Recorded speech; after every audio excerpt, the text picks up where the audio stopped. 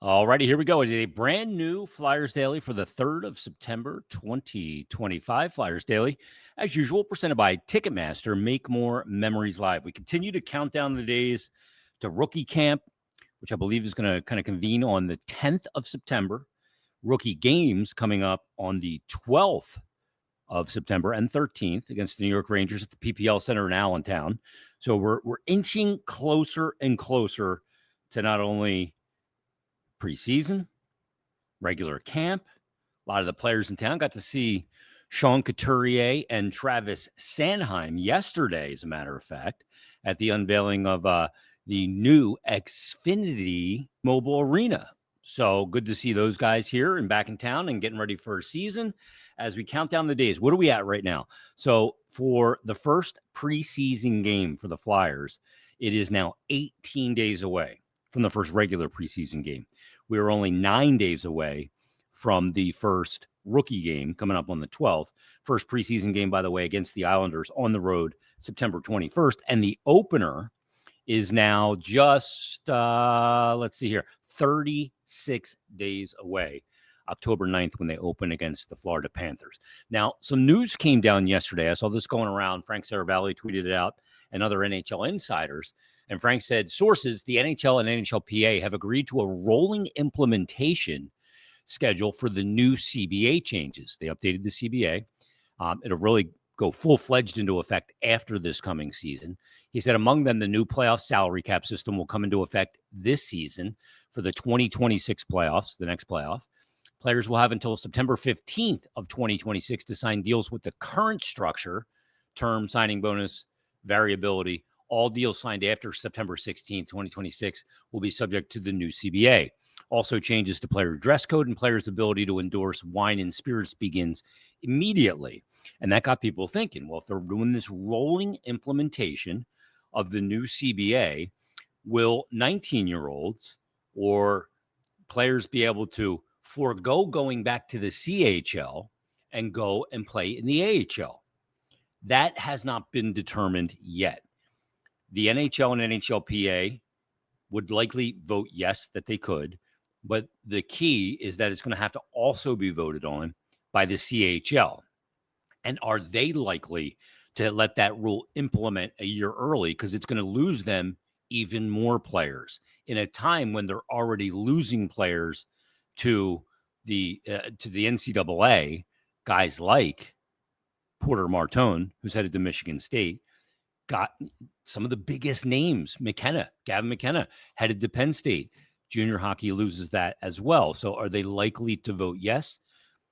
I have my doubts, but we will see. So it may still be an option for a player like Jet Lachenko to be able to go play in the AHL if that's determined the best place for him to be to continue his development. A lot of us have made this assumption that that is the best place for him to go right now to develop. It doesn't benefit him to be in the CHL with Guelph, and maybe it doesn't benefit him to be with the Flyers just yet, and the AHL be the perfect place. Well, camp will determine that. I don't think that's determined. We use Jet Lachenko in that conversation because that may be the best option for him.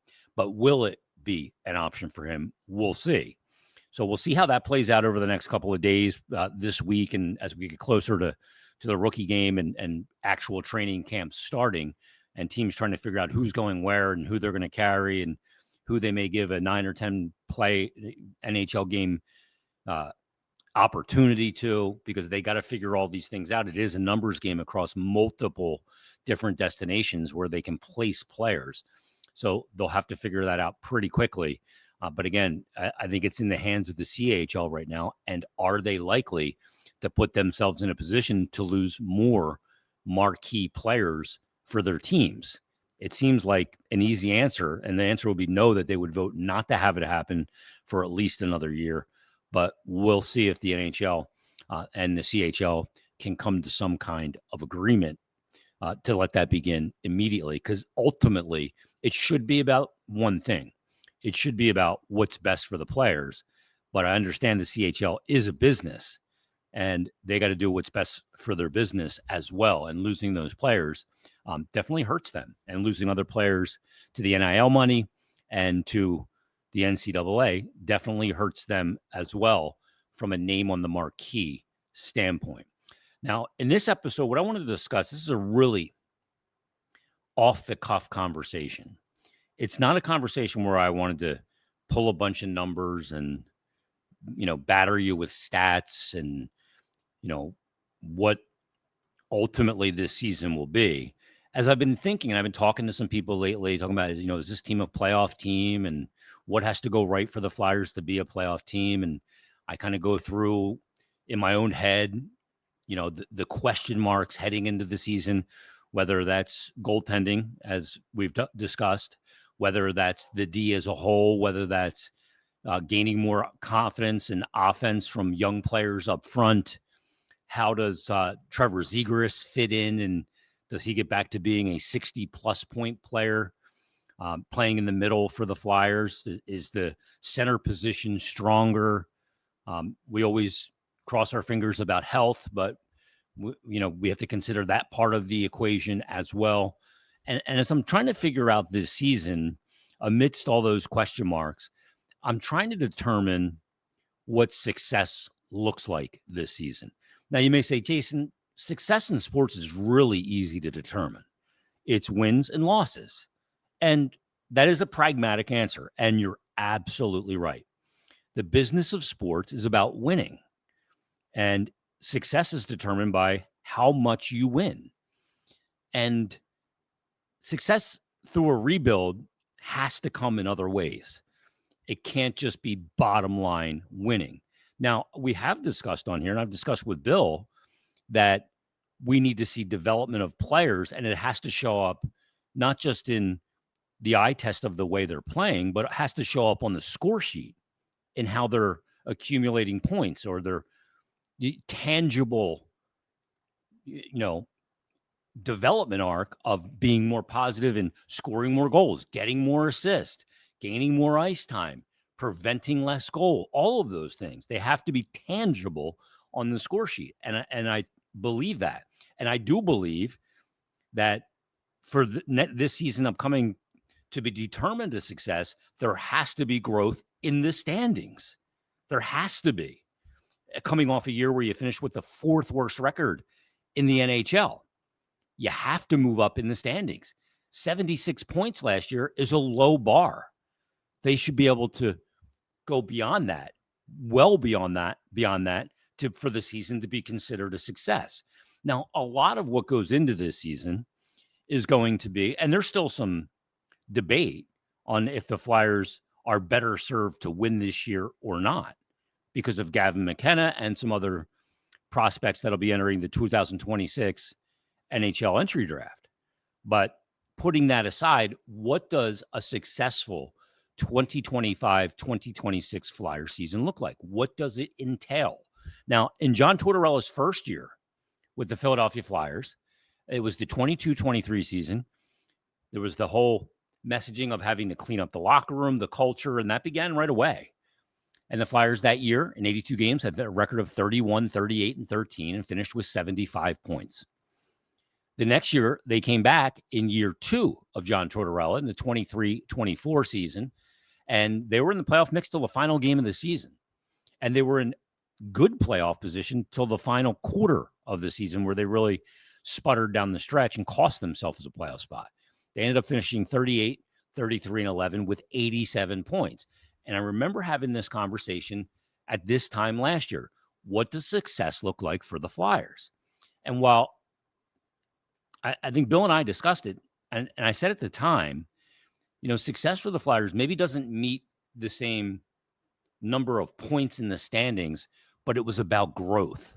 It was about what Matvei Mishkov was going to bring, how he was going to assimilate to the North American game and the NHL, and playing with and against the best players in the world, and the individual growth of some players, whether that was York, who was a little down from the year prior, whether that was Sanheim, a veteran player, or Konechny, or Couturier, who I thought finished really strong, or some other young players on the roster, Owen Tippett or Tyson Forster.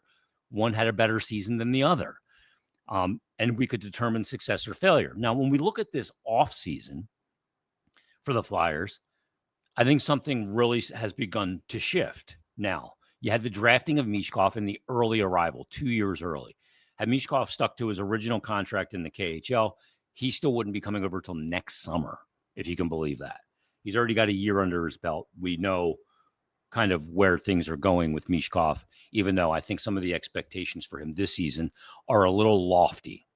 But that being said, this summer, you had the draft. You had a lot of picks in this draft again. You get, with the 6th overall pick, Porter Martone, a widely praised pick, both locally and nationally. Then you have the 12th overall pick, which was a bit of a head scratcher for some with Nesbitt, but I think people may be starting to come around on Nesbitt. Then you have the 2nd round picks, and you have some of the signings that happened this offseason, where it was Dvorak at 1 year, Vladar at 2, not overly long commitments. The restricted free agent contract extensions of Tyson Forster, of Noah Cates, and Cam York, all at pretty good numbers. And I think you look at it and you go, okay, we're starting to really see this foundation being built of guys in different phases of their pro career. And we see Mishkov already here in the NHL fitting in beautifully. Martone seems to be a guy that won't take a long time to get here. Nesbitt may be a bit more of a project to get to the NHL, a few years away, where Martone, maybe it's at the end of this season, when his collegiate season ends at Michigan State, that he joins the Philadelphia Flyers. We'll see. But he looks like he's on a short path to the NHL. And whether that's the development and how close maybe Oliver Bonk is to the NHL. We'll get a look at a guy like Denver Barkey, who had incredible success with the London Knights in junior and won the Memorial Cup last year.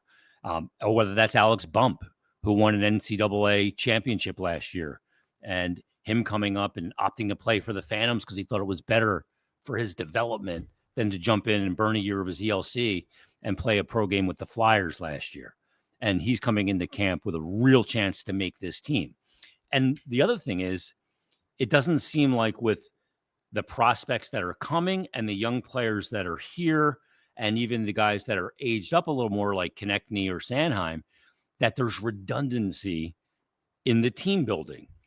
We've often talked about that to build a team, you have to build it of guys with different skill sets, of different levels of skill that fit the job that they're being asked to do without having redundancy. Redundancy is a killer because you got 2 guys that can do the same thing, perhaps in, a bottom 6 role in the forward group. Like when you had Lawton and Paling, I thought that they were a little redundant. You can get away with one of those guys, maybe not 2. A guy that can move up and down a little bit, play the wing, play center, kill penalty, that kind of stuff. But having 2 of those guys was redundant. They don't seem like a team that is building now foundationally to integrate with what's here now in a redundant fashion. And that's good. And you have to fit this puzzle together. The job of a GM in the NHL is to fit the puzzle together with the 3 main pieces. First of all, the piece on the ice, lack of redundancy in the roster, enough skill, enough grit, enough size, enough speed, enough belly, enough compete, all these things to build a team that goes on a trajectory of becoming a winner, a playoff team that can eventually turn into, hopefully, adding the right pieces and pivoting at the right times to adding enough to become a legit multi-year Stanley Cup contender. And we've seen those teams. And we see that they don't have redundancy. We see that they fit those pieces of the puzzle together. Then the next piece of the puzzle is to make sure that all of those pieces can fit on a staggering system of contracts to fit fiscally. It's why you tie up some guys younger, you tie up some guys a little bit older, and it's why you can't have a team of all young guys who come up and get to unrestricted free agency at the same time. You got to have this stagger in the contracts to build the fiscal puzzle of the hockey team that you're putting on the ice.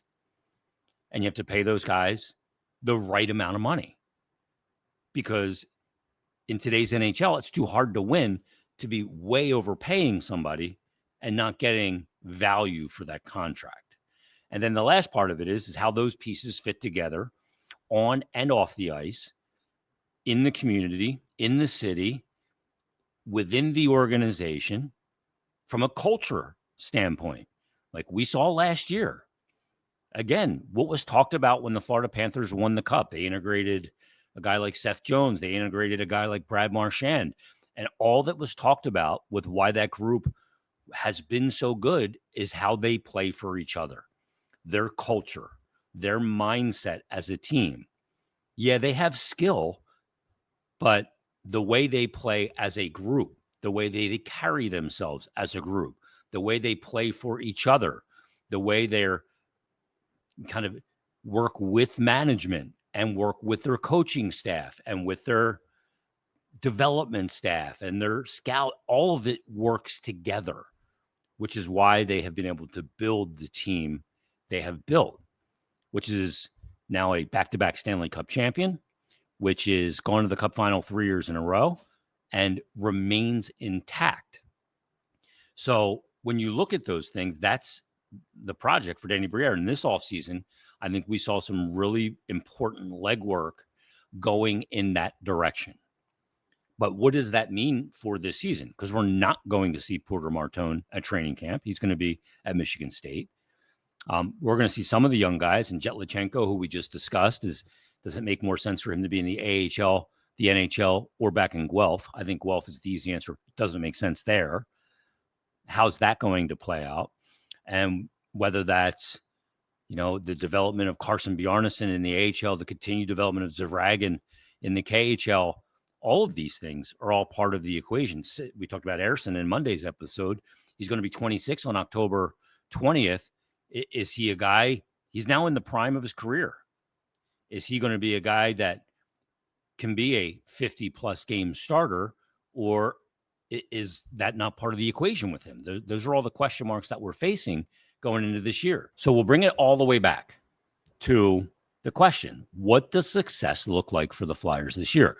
First of all, I think there's going to be a ton all over the roster of internal competition, whether that's guys like Bobby Brink being challenged by young guys coming up, whether that's Alex Bump challenging guys on the left side. There's going to be there's going to be a lot of competition in the crease, even though we seem like it's a foregone conclusion that Ivan Fedorov is going to get waived and get sent to the Phantoms. And I believe that to be the case. He's not going to go down without a fight after how hard he fought to even get here. Is Kolosov going to come over and get in that fight as well? Is Bjarnason going to get in that competitive fight as well? These are good fights to have. So there's going to be competition at all levels of the organization to show Danny Briere, Keith Jones, hockey management, what they can expect from these young players. So that's all part of the equation as well. But what does success look like? Is the only way success is determined this year by if they are a playoff team? Because there's a lot of question marks that have to be answered in the affirmative with a positive answer that will determine if they are a team that has a shot at the playoffs. You look at the landscape in the Eastern Conference. You obviously have in their division, is Washington going to be a team that makes the playoffs again? They did 111 points last year. I actually believe they're a team that could drop out. But Carolina's not going to drop out. Are the New Jersey Devils going to drop out? They did 2 years ago. They finished behind the Flyers in the standings 2 years ago. We'll see. I don't think so. What about the resurgence of the New York Rangers under Mike Sullivan and a new coaching staff? Does that fix their problems? I don't think fully. Panarin's going into the last year of his deal. There's no Trouba there, obviously, anymore. No Kreider. Where's that team going? What about Columbus, who finished last year with 89 points? Just missed out on the playoffs. And you look at the Eastern Conference and notice that last year, the two wildcard teams in the Eastern Conference came out of the Atlantic Division because you still have the Maple Leafs, who will be a really good team in the Atlantic. The Tampa Bay Lightning, still going to be a really good team with one of the best players in Kucherov in the world. The Florida Panthers, back-to-back Cup champions, still going to be a top 3 team in that division as well. Ottawa made the playoffs last year with 97 points. They're going to be a team that's going to be right back in that mix. Montreal made the playoffs last year with 91 points. Detroit had 86 points. Are they finally going to break through? Buffalo, I'm not even going to prognosticate on them. I'm done doing that. Boston, I don't think that they're going to be a team in that mix. But in the Metro, you have Washington in that mix, Carolina, New Jersey, Columbus, the Rangers. What about the Islanders? I don't feel great about the Islanders. I don't feel great about the Penguins. But if you don't feel great about those teams, you can't feel great about the Flyers because they all have question marks. So is it the only determining factor of success or failure this year? I think for a lot of people, success or failure is defined in two of many ways. One, if they make the playoffs, and two, if they don't make the playoffs but win the lottery for Gavin McKenna. I mean, that's like the polar extreme of each other. One is to get into the playoffs. The other one is to be so bad that you have a good shot at Gavin McKenna. And I think there's fans that believe success will be defined with either pick one of those two. And they would look at that as success. And that's odd to me because there's no nuance in between. It's either you're a playoff team or you're so bad that you've got great odds to land Gavin McKenna and win a lottery and win the number one overall pick. So what does success look like? I'd love to get people's response to that. What does success look like in the 2025-26 season for the Flyers? I got to continue to think about it because I'm not sure yet. But that's where I'm at right now. I'd like to be able to figure out what success looks like that easily. But I don't know so many things like Zegras. Who's Mishkov going to play with? Who's Zegras going to play with? I mean, these are huge questions. Is Owen Tippett going to be a 30-plus goal scorer? I just don't know at this point. So I can't determine success yet until I hash out these questions in my head. Got a little time to do so, but I'd love to hear from you guys on what success looks like in 25-26. Now, you can tell me this in a couple of different ways. You can always tweet me at Jason Myrtetus on X. You can send me a DM at Jason Myrtetus on X. You can send me an email, jason.myrtetus, MYRTETUS @gmail.com. And we'll discuss this more coming up on Friday and continue the discussion as we get closer and closer, a week away from the rookie game on Friday. Can you believe it? That's bananas. Can't wait. All right, everybody. Thanks for listening. Thanks for watching. We'll talk to you Friday on a brand new Flyers Daily.